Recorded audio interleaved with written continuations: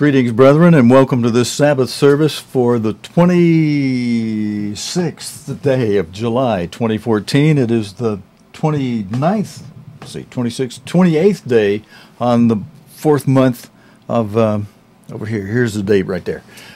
28th day of the fourth month on God's sacred calendar, the Hebrew calendar. We're still... Next holy day is the first day of the seventh month, so here we are toward the end of the fourth month. We got the fifth, all of the fifth month, all of the sixth month, and then we have the Feast of Trumpets. Greetings to some brethren, friends of mine up in Canada way. Greetings to Anita and David, Anita, and I've got, friends, something very special for you today. I'm not going to waste any time getting into it. I got Mr. Armstrong's picture on the screen in front of Leroy Neff. Leroy Neff was very faithful to the doctrines and teachings of God that God gave us through his end-time major servant, Mr. Herbert W. Armstrong. Mr. Leroy Neff was very faithful to most of those teachings. And the main doctrines, I should say, especially in the area of marriage. And he's got a sermon he gave on marriage. I actually played this February a year ago, 2013.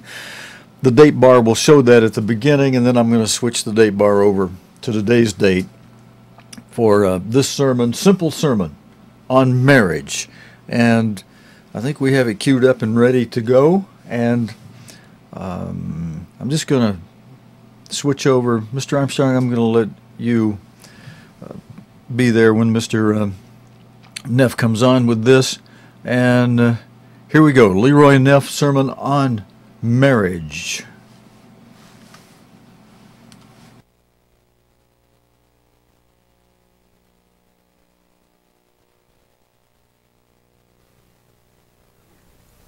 And anniversaries, at least wedding anniversaries, are very important and very precious to me, and I hope, of course, of all of you happy people as well. If you're not happy, maybe you're not so anxious and happy about them. I'd like to say that our marriage of 38 years is a happy one, and each year seems better than the last.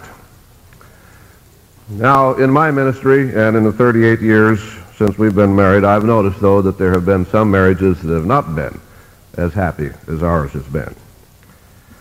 And I've been observing, why. Why is it that our marriage is happy, rewarding, fulfilling, something we treasure very, very dearly, and yet some people, it seems like from the very beginning, have nothing but a wretched, terrible marriage? Now, in evaluating this, first looking at myself, I'd like to say that I have a very fine wife. A very fine, wonderful wife.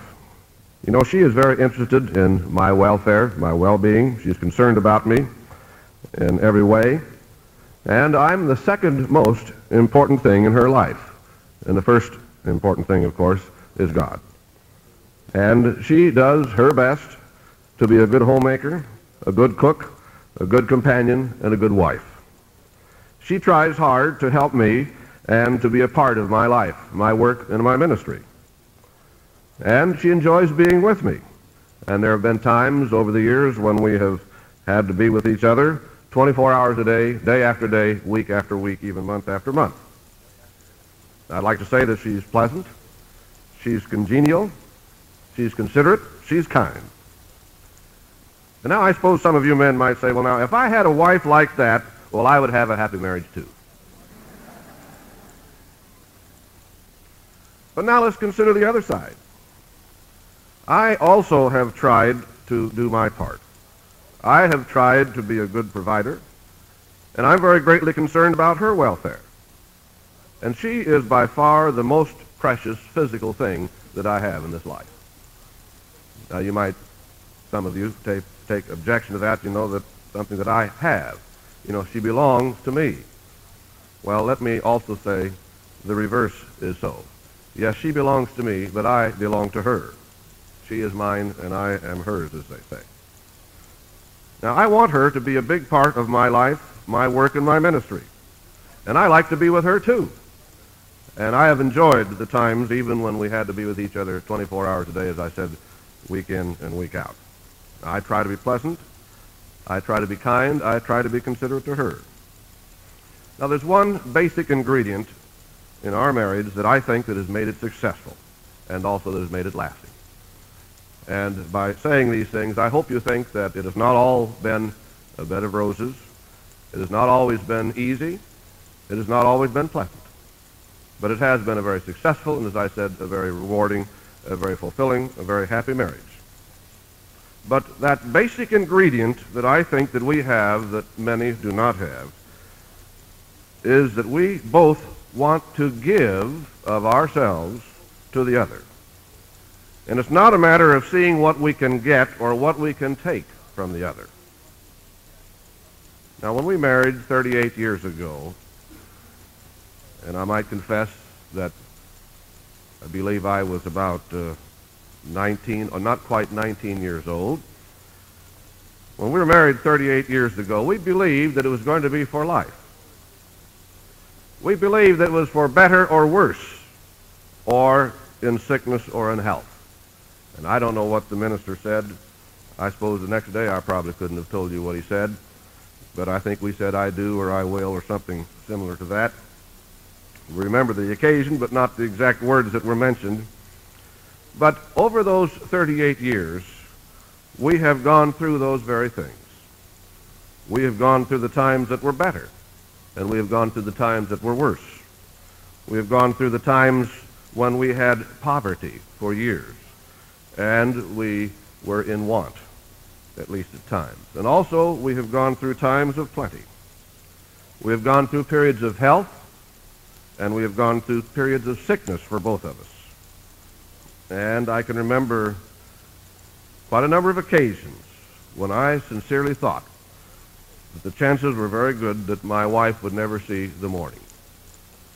And I'm telling you, when she was going through the valley of death, I was going through it as well.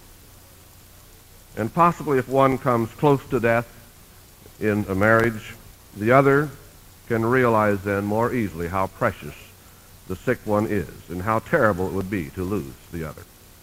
Maybe that's one of the reasons why our marriage has been successful, because we've been through that. Other people have not had that opportunity maybe, and maybe all they see is the bad, but maybe in such occasion they might begin to see the good as well. As I've mentioned, we've seen sad, unhappy, wretched marriages, and we've usually seen why they were that way. And some have been very close to us in our own family.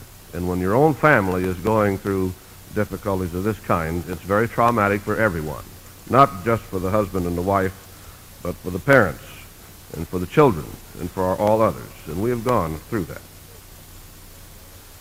Back in 1974, according to statistics, in the United States, 40% of the marriages were ending in divorce.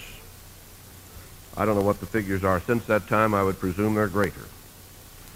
And some authorities in this particular field have estimated that 50% of the marriages either end in divorce or separation in the United States.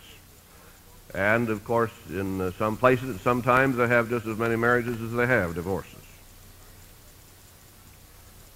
And in addition to 50% ending in divorce or separation, 25% live in a situation where there is hatred or disgust against one or against each other. An additional 15%, that's 15%, desert their mate.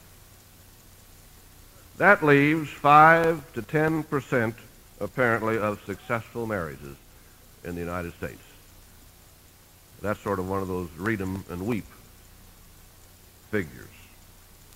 Now, on the one hand, marriage can be the greatest blessing that a man or a woman might wish for in the physical existence, or it can be the greatest curse, depending on what the husbands and wives do with their marriage, what they make of it.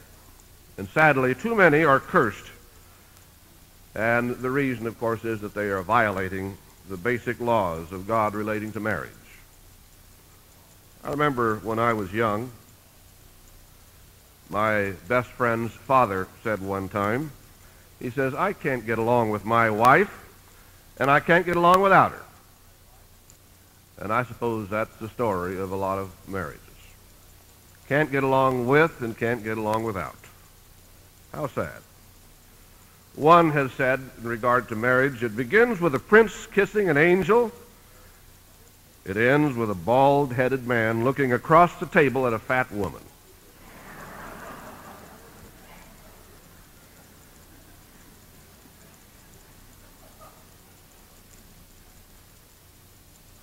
Another has said, in fact, this is from the French proverb, marriage is fever in reverse. It starts with heat and ends with cold. Well, those things are a little amusing, but how true they are. We live today in what some have said is a user society. You use something and then you throw it away. And too often, this carries over in our marriages as well. And the people have the concept, if their marriage doesn't work, get divorced and get a new wife or a new husband, get a new model. And of course, the newer models are always, I guess, more exciting and so on to many people. Some new models, as some might think, aren't as good as the old ones. And so we have people marrying and divorcing and remarrying and divorcing and remarrying almost ad infinitum. I can remember back when I was young that marriage was a no-no, or excuse me, divorce was a no-no. And it was almost an unheard of thing, at least in the circles that I was in that particular time. But it's not that way anymore. Even dear Abby, you know, will counsel if you have a little bit of trouble in your marriage, well, so what? Go get divorced and get somebody else. Sadly, the church is not exempt from marital problems. And I'm sure that all of you know of people in the church who have had marital problems or who are having marital problems, or maybe you are. And I hope that the percentage is a whole lot better than the figures that I recited a little while ago, of maybe only 5 or 10% of the marriages being successful. I would hope and expect and believe that it's much, much better than that. But sadly, I know that there are a lot of people in the Church of God who have serious marital problems. And as ministers, we are from time to time, and sometimes an awful lot of the time, approached by people who have marital problems. And sometimes they're very, very difficult. Sometimes they're very upsetting for all the people concerned, and they're certainly very, very sad and traumatic. But it seems as time continues that things seem to be getting worse in God's church. Not necessarily in the last few months, but I'm speaking in an overall way. It seems like things seem to be getting worse over the years, and that more seem to be having serious marital problems. Now, we all surely know the Bible instructions that God gives to husbands, the instructions that God gives to wives in regard to marriage. And I know at least from the time that I've been in God's church, I've heard many, many sermons, and I've given quite a number of sermons on that particular subject. That's not the purpose that I want to fulfill here this afternoon, to go back and, to say, well, now, here's the husband's duty, here's the wife's duty, or to say, here's what God says to husbands, here's what God says to wives. At least in the main, I just want to touch on some of those points. I'd rather get down to what I think is the basic reason, the basic cause for all of this difficulty. Now, knowing what God has said, and I presume surely all of us here do, and as we look around, we see some in the church who have people who have heard sermons along this line, or they have read in the Bible, and the wife will, say, well, the Bible says my husband is supposed to do such and such, and the husband will say, well, I look in the Bible, and my wife is supposed to do this, that, or the other thing, and she doesn't do it, or he doesn't do it. Or they will go counsel with a minister, and then the one will say to the other, or say to others, about the spouse, that they don't do what the minister said. And they think, now, if you would just do what the minister said, husband or wife, or if you would do what God says, then our marriage would be successful. It's all your fault.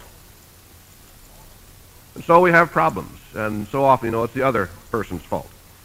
It's not our fault, it's usually the other, the husband or the wife, depending on who is speaking.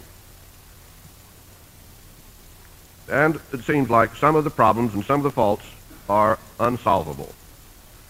And sometimes when you hear someone saying, he did, he didn't, or she did, she didn't, and they start arguing, bickering back and forth, maybe even before a minister. You know, the minister will hear the husband say, well, now, the reason why we're having this problem is she did this, and she did that, and she did something else. And then she will probably deny all of those things and start saying now what he did or what he didn't do.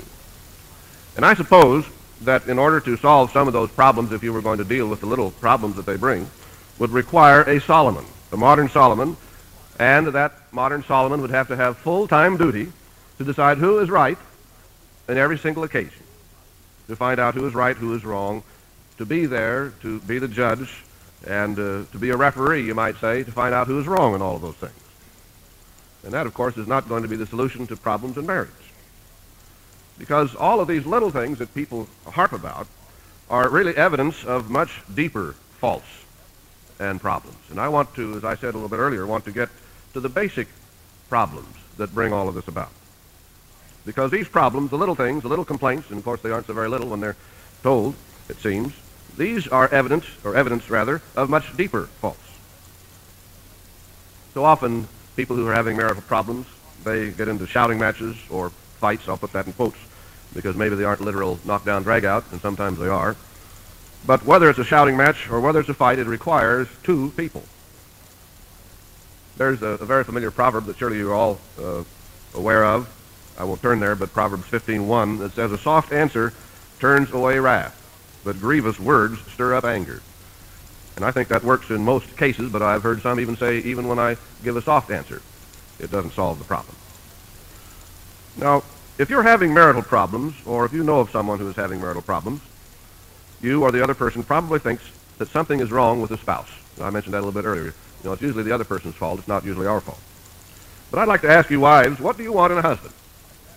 I suppose you would like to have in a husband a perfect gentleman and a perfect father, a great lover, one who is always kind and considerate, one who is helpful, one who is never cross, of course, or never angry, one who is a good provider. Maybe I should put that word, excellent provider.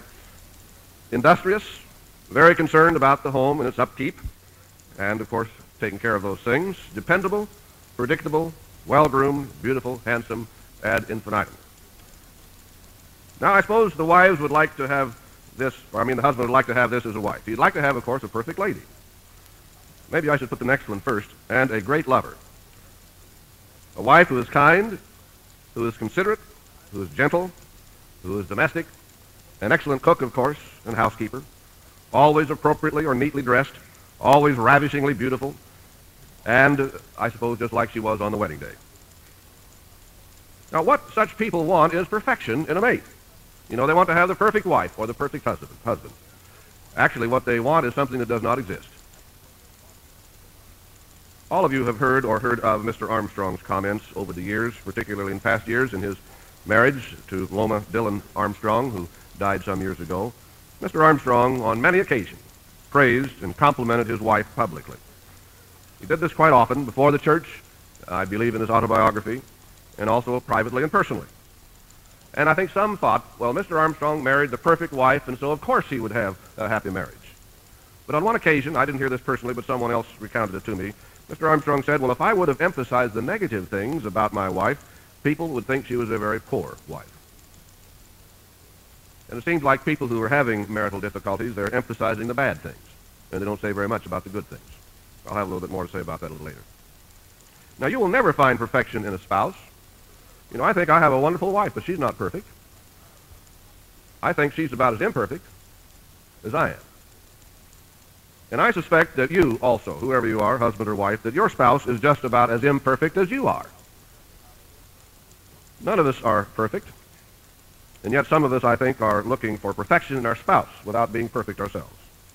This reminds me of a story of a single man. Someone asked him, you know, why don't you get married? And he says, well, I've been looking for a long, long while. I've been looking for years for a wife. I've been looking for the right wife. You know, I've been looking for a perfect wife.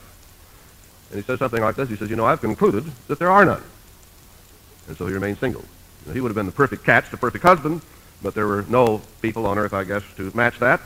And so he continued on in his bachelorhood. Now, that's one little bit amusing extreme, possibly. Let's go to the opposite extreme. The man who says, well, now what you need to do when you get married is to find a woman and then bring her to perfection after the marriage. Now let me say this, that if you are anticipating marriage and you think that you're going to bring your wife or your husband to perfection, you're doomed to failure. And that's really what has happened to a lot of marriages, where the husband or the wife, has in their own mind what they want in a husband or a wife, and not finding that, well, then they find, the next best thing, and so then they think that they're going to change their husband or their wife into, you might say, their own image or what they think the husband or the wife should be. As I say, you're doomed to failure.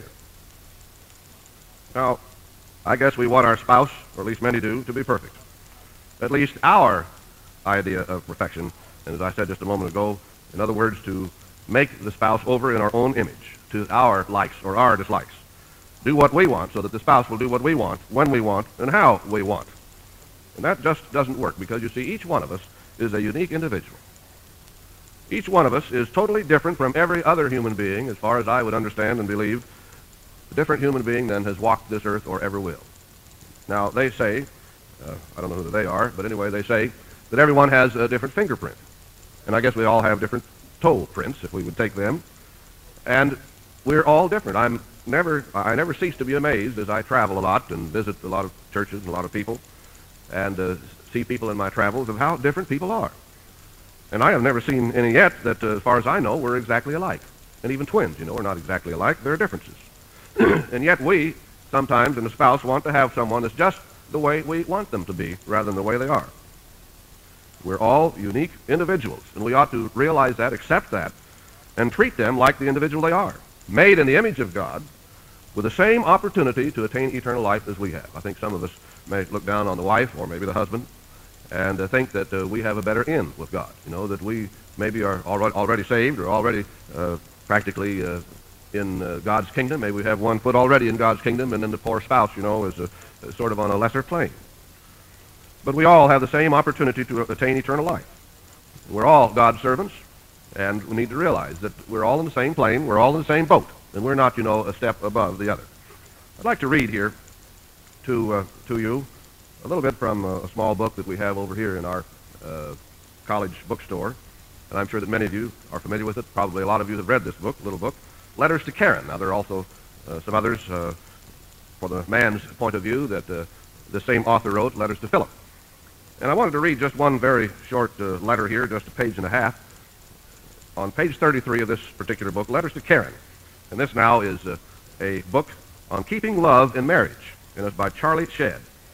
And he is writing this to his daughter about marriage. My dear Karen, thought you might enjoy something from your own family background. In musing on the imperfections which turn up in our perfect sweethearts, he put the word perfect in quotes, after the wedding I remembered this one. You see, and when she was a sweetheart, his wife was, well, she was perfect, but after he got married, he was in for a shock. When we were married, your mother couldn't abide my habit of leaving the dresser drawers open. But honestly, I thought this is how it was supposed to be. A man wants a shirt, so he makes his selection from the top drawer and leaves the drawer open. He needs socks, make the choice from drawer 3 and leave it open. I'm telling you the truth.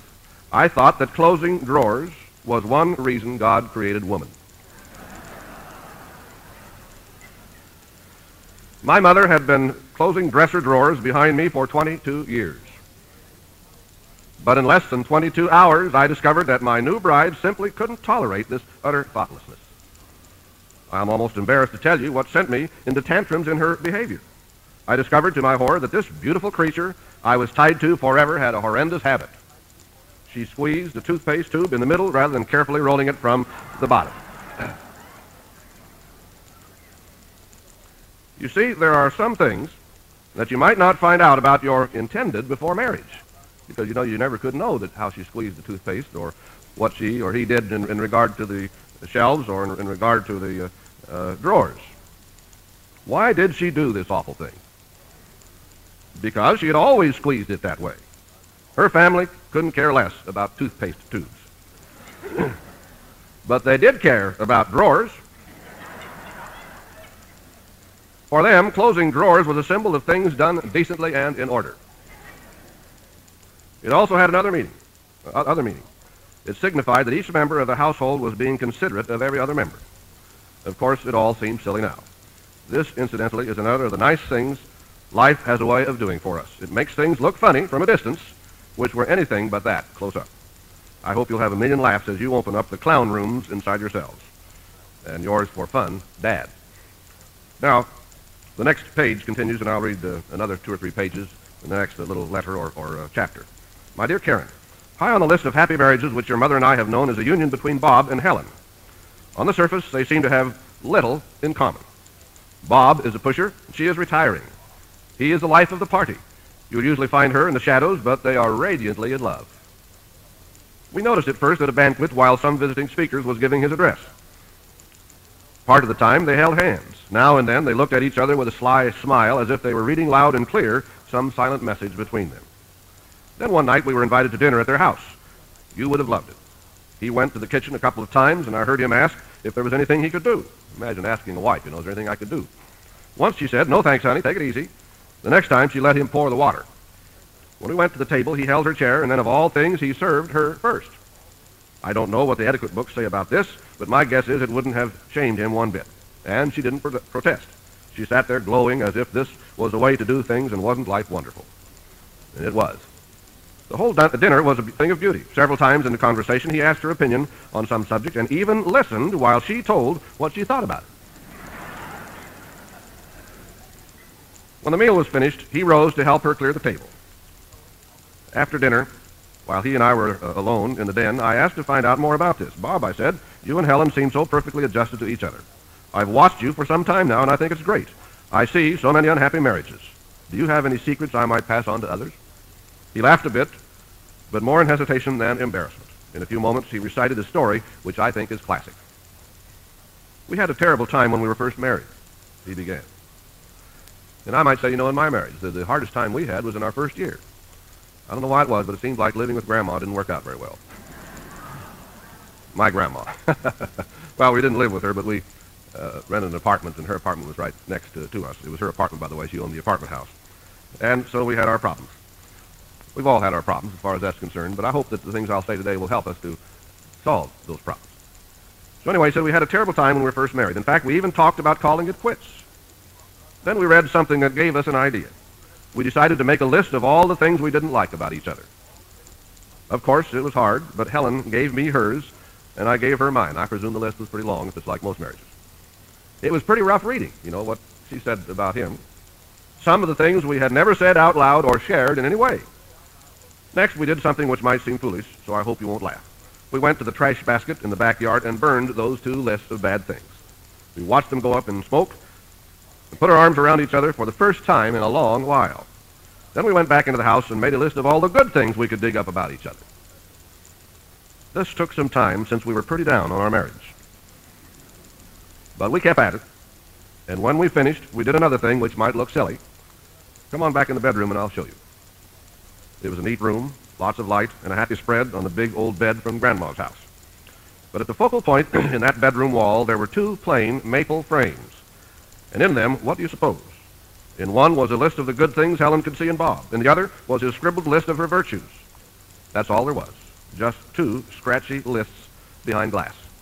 If we have any secret, Bob continued, I guess this is it. We agreed to read these things at least once a day. Of course, we know them by heart now. I couldn't begin to tell you what they've done for me. I recite them to myself sometimes when I'm driving the car or waiting on a customer. When I hear fellows complain about their wives, I think of my list and thank my lucky stars. Funny, too, the more I consider the good she sees in me, the more I try to be like that. And when I really understood her good points, I tried all the harder to build on these. Now I think she's the most wonderful person in the world. I guess she sort of likes me, too. That's all there is to it. That's all, the man says, but it goes right to the heart of great marriage. This kind of love has a way of gradually canceling out the bad and raising up the good. I thought maybe that might help you a little bit, encourage you a little bit, too, because so often, we look on the negative side. And I know that there have been a lot of people in the church who have looked on the negative side in regard to the church and what the church has done or supposed to have done or thought to have done or what somebody has done or hasn't done or thought to have done and so forth. And we look on the negative side and we never look at the good things. And when we look in the church of God and see that it's from the church and from Mr. Armstrong that we have learned the truth. We've learned the way to eternal life. We've learned the way to happiness and so on. We've learned, you might say, things that relate to the trunk of the tree. What if maybe some of the twigs might seem for a while to be maybe not the way we would like them to be? And so often, when we come to understand the truth, it's not bad anyway, those things that we may think are bad.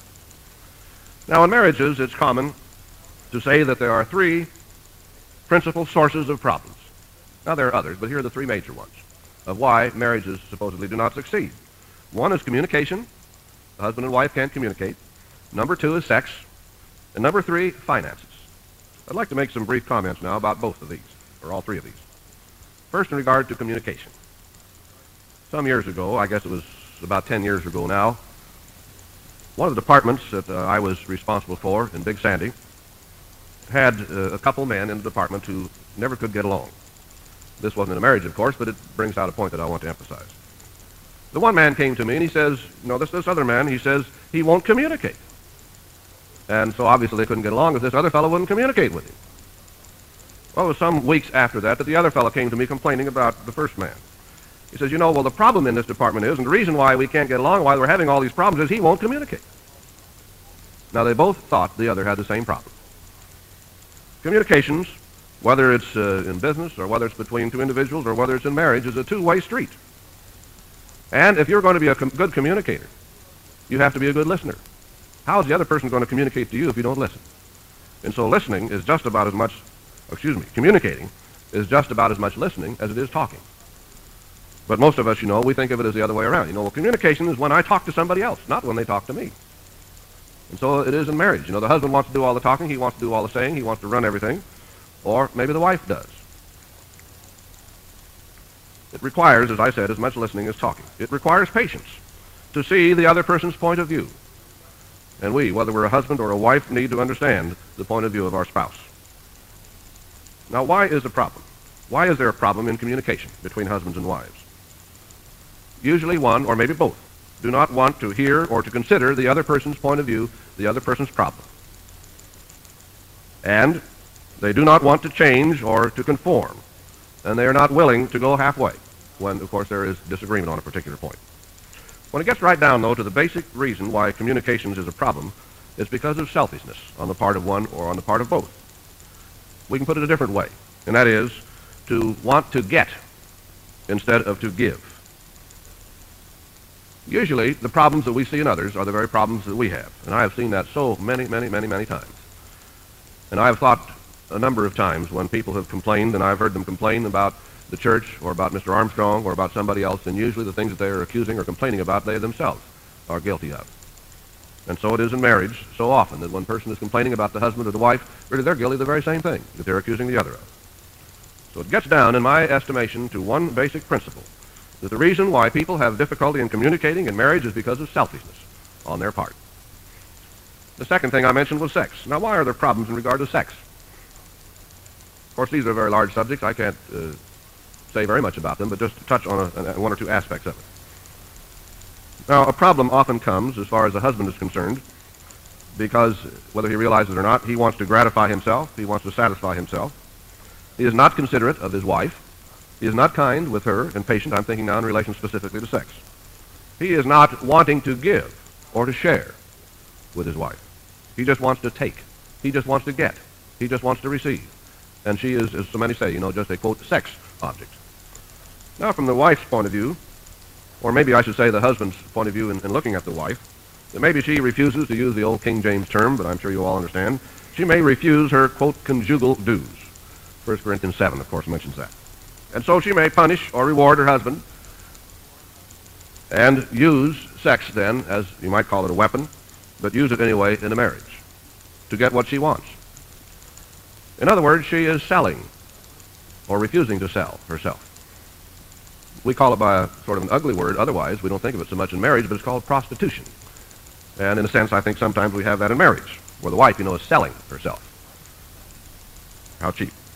Again now, whether it's the husband's problem that often occurs, as I mentioned, of wanting to gratify the self, or the wife, just trying to use this as a bargaining agent or whatever, the problem is selfishness.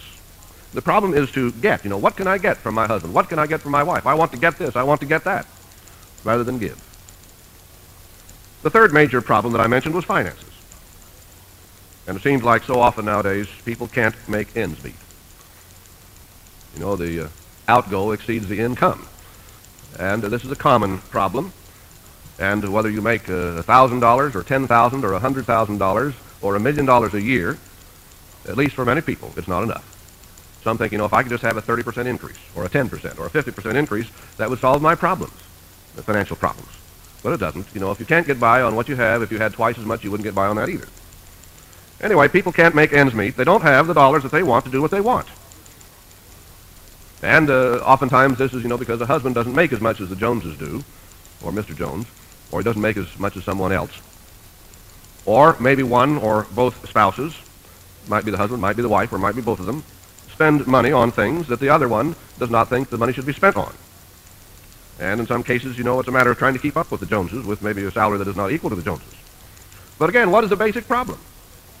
The basic problem is that a person is selfish, or both of them are selfish. They're in the attitude of getting, not giving. And as I have been trying to relay to you, that really this is the basic problem of all marital difficulties in my estimation. Now, I can remember of a particular marriage that I happened to be involved in, that I knew a great deal about. And in this particular marriage, one spouse, in my estimation, is about the most selfish person I've ever seen. And that got me to thinking along this line, because then I began to realize what really is the basic problem of all marriage difficulties. And that is that one or both of the spouses are selfish. And there are all kinds of degrees of selfishness. I think he was just the most selfish. But whether he were half that selfish or one-fourth that selfish, I suppose that the marriage was doomed to failure sooner or later anyway, as far as that's concerned. Selfishness, or to put it in different words, the attitude of wanting to get and not give. To do things my way, to do what I want, to do things how I want it done, when I want it done. In this particular case, the spouse that was so selfish was a man. And he knew what the Bible said the responsibilities were for a husband. He had gone through Ambassador College. He had graduated from Ambassador College. He had taken the classes that we have that relate to marriage. And I guess he read in there, that the husband is the head of the wife. And I guess that's about all he needed to know. And he was set on being the head, without any consideration for his wife. And everything had to be his way. You see, he was the king. He hurt their mate. That leaves 5 to 10%, apparently, of successful marriages in the United States. That's sort of one of those read 'em and weep figures. And on the one hand, marriage can be the greatest blessing that a man or a woman might wish for in the physical existence, or it can be the greatest curse, depending on what the husbands and wives do with their marriage, what they make of it. And sadly, too many are cursed. And the reason, of course, is that they are violating the basic laws of God relating to marriage. I remember when I was young, my best friend's father said one time, he says, "I can't get along with my wife, and I can't get along without her." And I suppose that's the story of a lot of marriages. Some aren't learning that lesson. Can't get along without. How sad. One has said in regard to marriage, it begins with a prince kissing an angel. It ends with a bald-headed man looking across the table at a fat woman.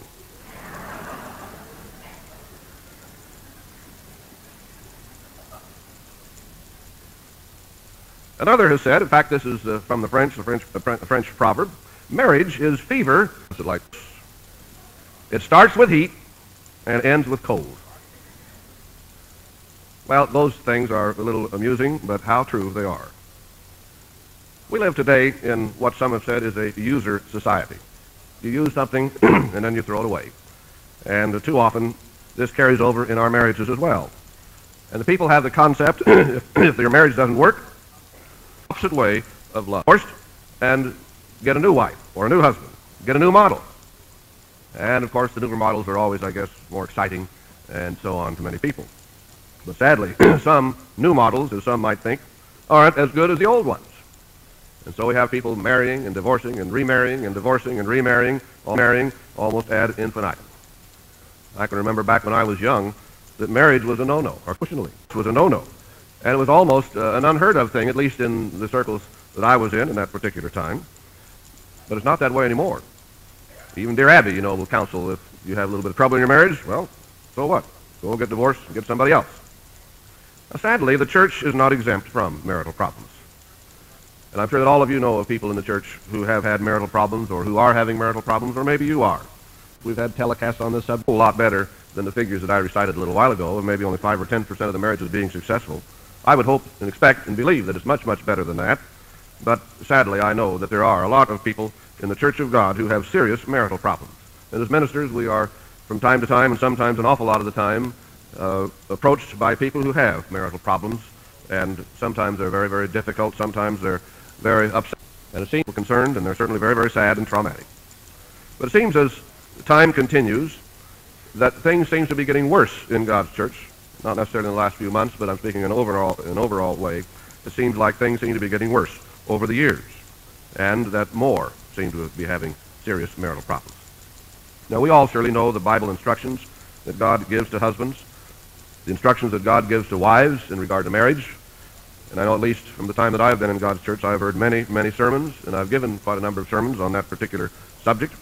That's not the purpose that I want to fulfill here this afternoon, to go back and, to say, well, now, here's the husband's duty, here's the wife's duty, or to say, here's what God says to husbands, here's what God says to wives. At least in the main, I just want to touch on some of those points. I'd rather get down to what I think is the basic reason, the basic cause. You are not perfect, and you're about as imperfect probably as your spouse is. What can you do? I'd like to quote a couple statements from this same author, Charlie Shedd. He said, "It is not so much finding the right person, that is for marriage, as it is being the right person."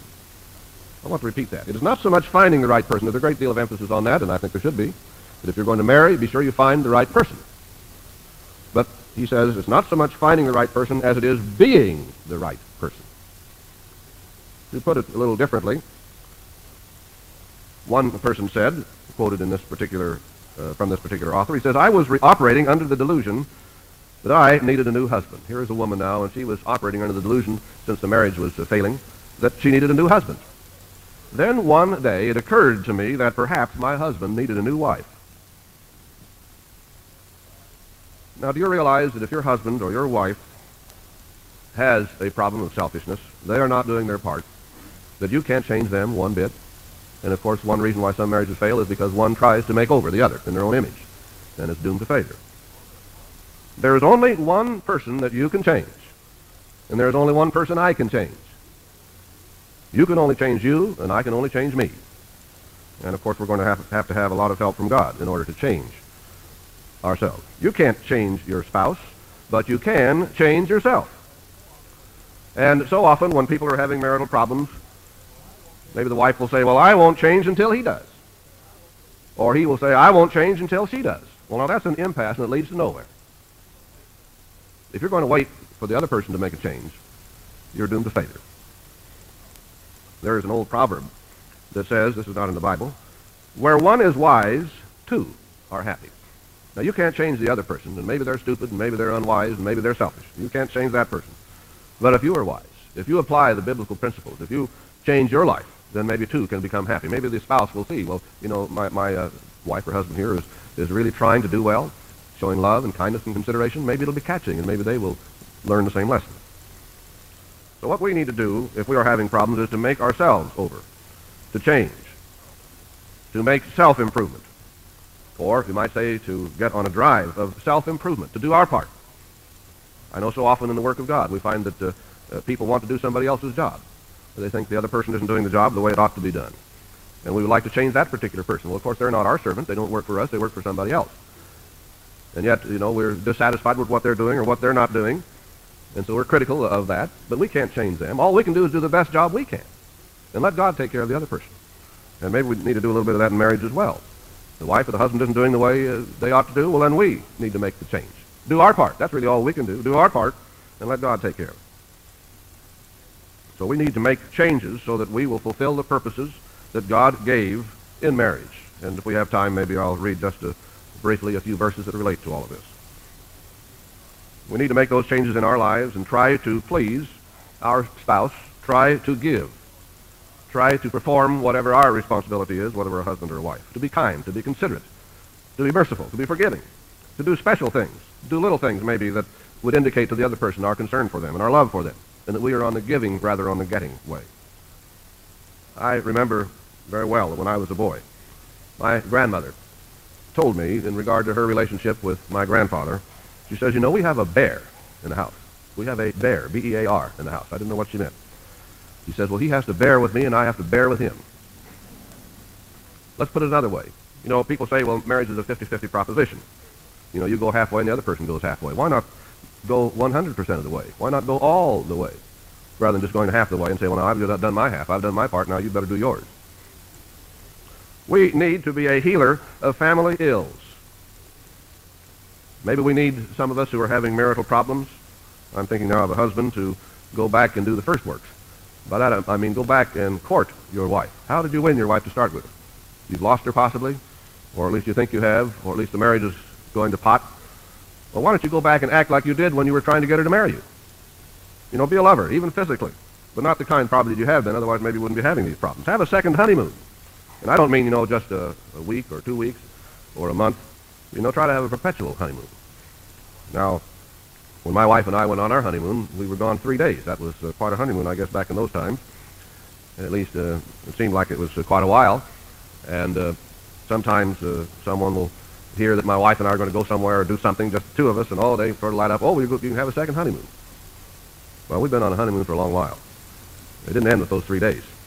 Now, maybe the honeymoon hit a few rocks along the way, especially that first year, and from time to time since. But, we've been on a honeymoon, and you ought to try to do that in your life. To court your wife, just like you did before marriage. To have that same outgoing concern for her now that maybe you had then. And be a lover, not just in the physical sense, but from God's point of view. And if you are showing love, of course, you're giving, not getting. Giving of the self. We ought to show more love, more of that outgoing concern to our husband or our wife than we should to any other person on earth.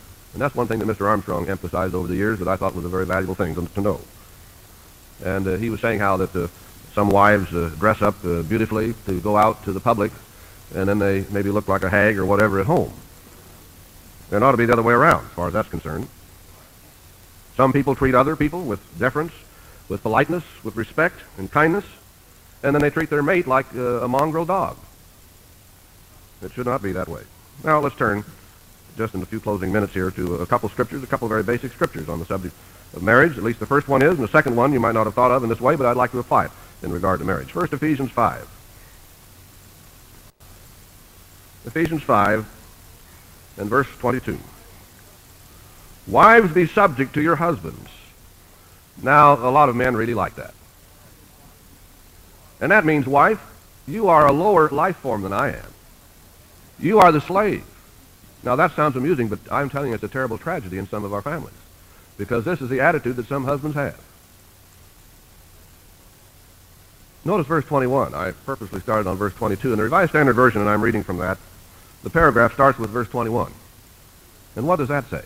This is speaking now to Christians. And I presume, at least in most of our marriages here today, that we are brothers and sisters in Christ. And I think some of us think, well, now I'm a brother in Christ, but my wife, she's down on a different level than I am. Be subject one to another out of reverence for Christ. Then continuing, wives, be subject to your husbands as to the Lord. And I realize that is God's instruction, and that's what the wife should do. And sometime I suppose that's about the greatest trial that she'll ever face in her life because of the kind of husband that she has. Now, when you look and see how the head of the church, how Jesus Christ treats his church, and how much love and consideration and kindness he has towards his church, you'll find that not very many husbands are that kind of a husband. In fact, I don't think any of them measure up to that. For the husband is the head of the wife. It doesn't say, that he is the, as we might think in the vernacular, the Lord and Master, or the king, or the emperor, or even, the great I am, as some seem to think they are, or at least act that way.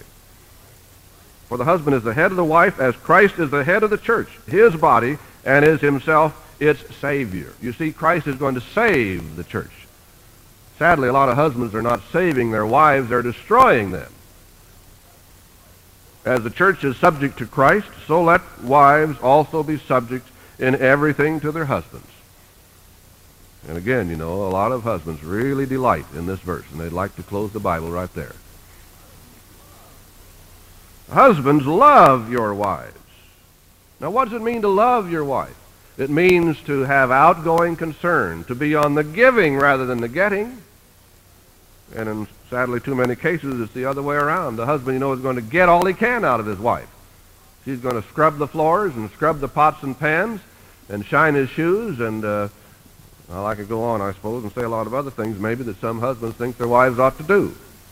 She's his virtual slave. Now, Jesus Christ does not treat the church that way. Husbands, love your wives as Christ loved the church and gave himself for her. And in some marriages, I said, you know, it's not a matter of the husband giving himself to his wife, but rather getting everything out of her he can. That he might sanctify her. You know, he might set her apart. She's very special. Yes, we might say she's on a pedestal. And I guess he ought to be on a pedestal too, as far as that's concerned. Not worshiping, but to respect and to admire and to love.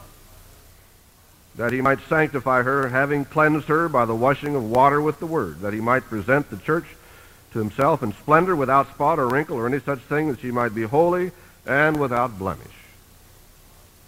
Now, some men, I think, look on their wives as though she's just a slut, or she's, as I said, sort of a second-class citizen. God is going to make the wife of Jesus Christ, or Jesus Christ is going to make his wife holy and without blemish. Even so, husbands should love their wives as their own bodies. You know, if you read these verses up here about what the wife is supposed to do, let's go back and look at it. It's verse 22. And verse 22, 23, and 24. Then what does it say for the husbands? Verse 25, verse 26.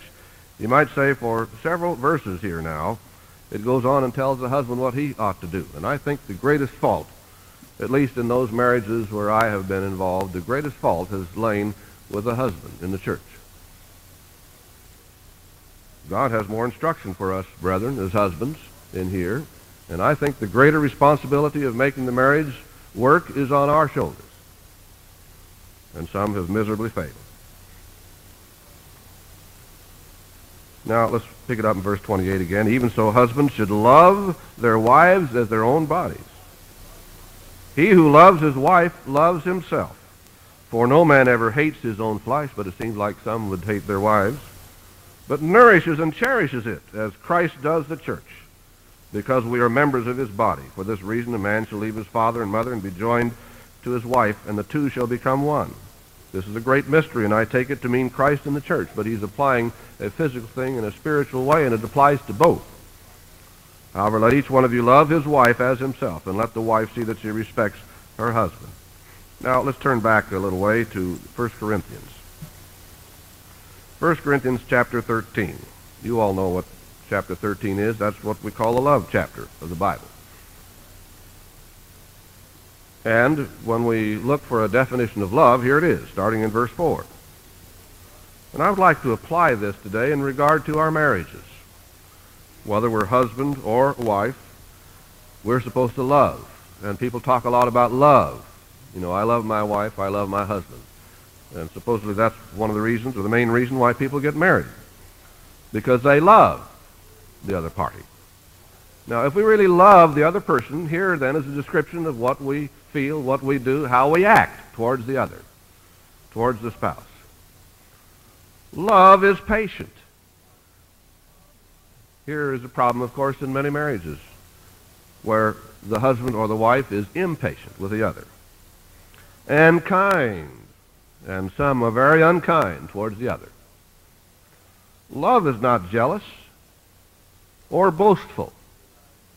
You know, the husband is not the great I am, and I hope I'm not taking God's name in vain, because that's one of the names of God, but I hope that it conveys the attitude that some people seem to have even in God's church.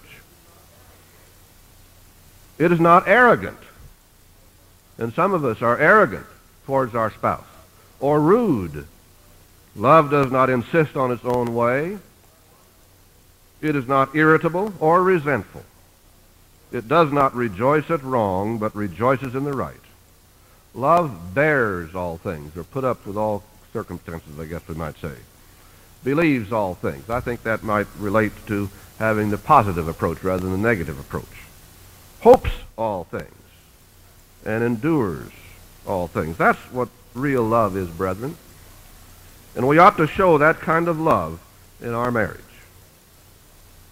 Now, if we show that kind of love in our marriage, that outgoing concern, the giving rather than the getting, then our marriages are going to develop into beautiful ones. Now, there's been a man who has been telling the world that there are two basic ways of life, that of get and that of give. Now, we hear that. We agree with that man. That's what's wrong with the world today. That's why the world is in such a mess, because the world is on the getting rather than on the giving side. Now, what some of us, I believe, have not realized is that this is also what is wrong in our marriages. So, brethren, let me leave you with this thought. Learn to give, not get, in your marriage, and you too will have a happy and an enduring marriage.